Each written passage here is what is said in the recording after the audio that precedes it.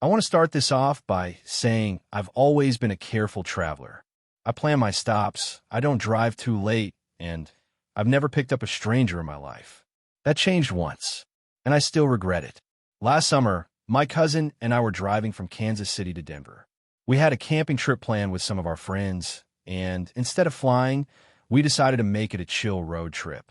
That was mistake number one. We left late in the day, figuring we'd drive through the night and crash at a friend's place outside of Denver in the morning. It was around 2 a.m. when we passed a stretch of road near Burlington, dark, empty highway, not even a gas station for miles. That's when we saw him. A guy standing at the side of the road with his thumb out, a duffel bag slung over his shoulder. He was tall, thin, looked to be in his 30s, and he was wearing a denim jacket. I told my cousin not to stop. He stopped anyway. The guy was surprisingly soft-spoken. He introduced himself as Lucas and said he'd been walking since his car broke down 15 miles back. He asked if we could take him as far as the next town. I didn't like it, but he seemed normal enough. Maybe a little off, but I couldn't exactly say no after my cousin already let him in. We drove for maybe 15 minutes. Lucas didn't say much, just stared straight ahead, almost like he was studying the road. The weird part? He knew stuff about us. He asked my cousin if his dog ever got used to sleeping on a different couch. My cousin froze. He didn't say anything, but I knew exactly what Lucas meant. My cousin's dog had been having trouble sleeping ever since he moved in with his girlfriend, something he'd literally mentioned to me that morning. Lucas asked me next, "You still wear that necklace your sister gave you?" My stomach dropped. I hadn't worn that necklace in months. There was no way this guy knew us. No way. I turned around in my seat and asked him straight up who he was. He smiled. Not a friendly smile. Either, the kind of smile that makes your blood feel cold. He said, "Don't worry. You'll know soon enough." We pulled into a tiny gas station maybe 10 minutes later. Lucas told us this was his stop and just got out. Didn't even say goodbye. He stood there on the curb, staring at us as we drove away. We didn't sleep that night. We ended up checking our social media accounts the next morning and realized both of us had been followed by a burner account with no profile picture, but our exact full names. We blocked it immediately. But to this day, I have no idea who Lucas was or how he knew us. This happened to me and my older brother back in 2014. We were road tripping from Utah to Oregon, taking the scenic route through Idaho. It was mid-fall, and we were somewhere near the Sawtooth Mountains.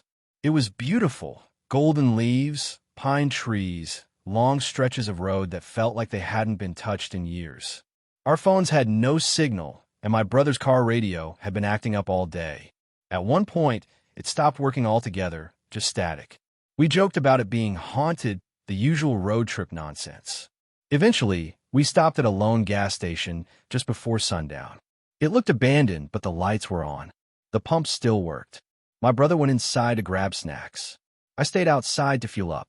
That's when the radio turned back on, by itself. It wasn't music. It was a voice. Crackly, distant, almost like a whisper. "Don't go into the woods. He's still there." I remember standing completely still, the gas nozzle still in my hand, staring at the dashboard like I had just imagined it. A few seconds later, it repeated. Same voice. Same exact sentence. I ran inside to get my brother, but the clerk, this old man with a white beard, stopped me at the door and said, "You hear it too?" I asked him what he meant, and he just shook his head. Radio sometimes plays old broadcasts. Station Tower used to be out there in the forest. Shut down. 20 years ago. We left immediately. I didn't care how scenic the route was. We took the highway after that.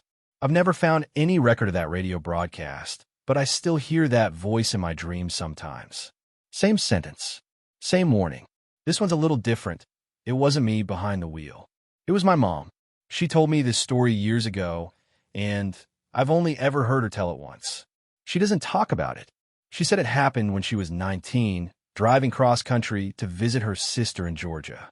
It was early morning, just before sunrise, and she was passing through a long wooded stretch of North Carolina.